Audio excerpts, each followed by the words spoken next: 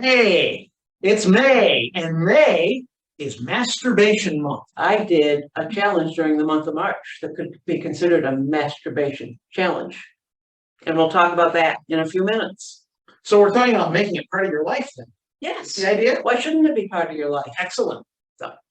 We are the sexagenarian sages. And we're here to bust the myths around sexuality. And we did a video last year in May. The video is called Solo Sex, where we covered the history of Masturbation Month.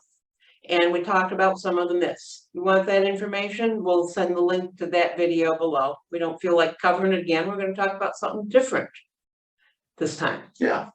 Back in March, I did a climax challenge. You know, I do these sex challenges every once in a while. So for the month of March, I set up a challenge. I wanted to bring myself to climax. I think it was 25 out of the 31 days. It was several times a week anyhow. And I was challenging my normal way of, actually, I call it self-pleasure, because for me, it's not so much about going straight for my genitals and going to climax. It's about feeding myself sexually. But I wanted to challenge that. So as part of this challenge, I wanted to see how quickly I could bring myself to climax. And I actually set myself a limit, I believe it was 20 minutes. I wanted to climax within 20 minutes. 25 out of the 31 days during the month of March. I wanted to see what happened.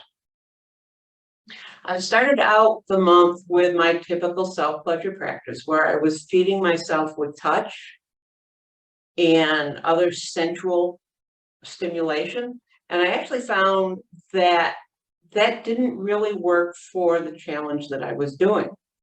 I didn't get myself to climax as quickly as I was hoping. So I changed things up after the first week. I started going straight for the genitals. I started reading erotica. I started watching porn. I started doing things to turn myself on more quickly. And then I also added toys.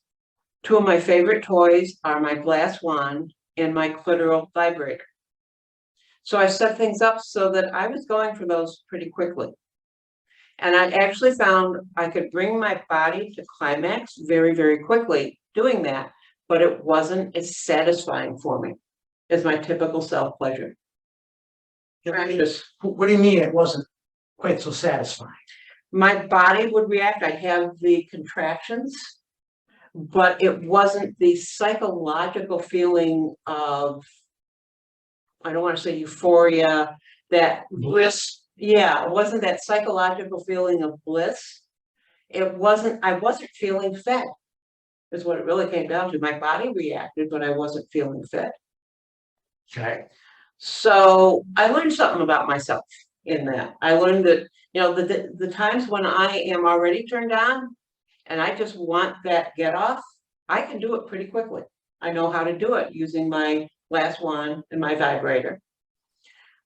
But other times, what I really want is that extended play time where I'm feeding myself in other ways and really ramping up my turn on and only going to the genitals when I was ready to go to genitals.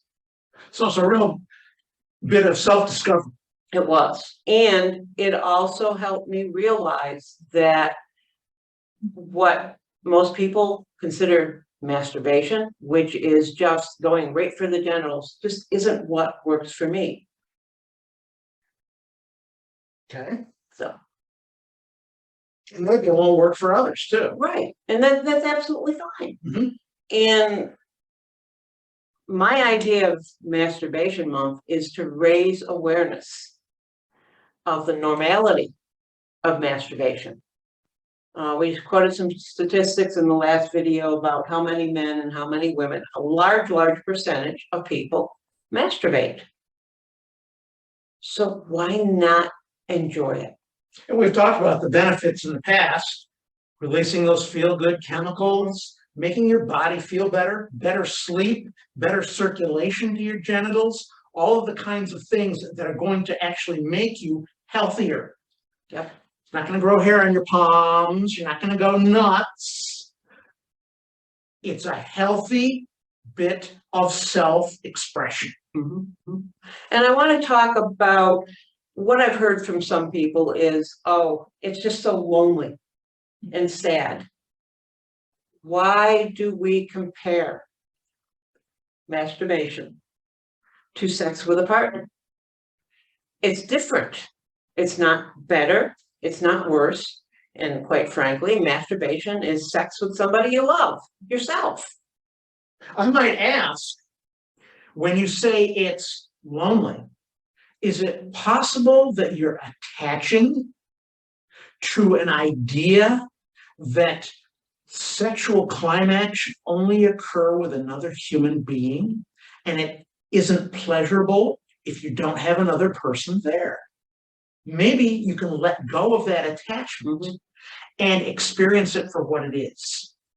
And maybe as part of experiencing it for what it is you're learning about yourself. So that may enhance your encounters with another person. Absolutely. You know where your pleasure points are. You know what makes you feel good, what doesn't make you feel good, and you can communicate that to your partner.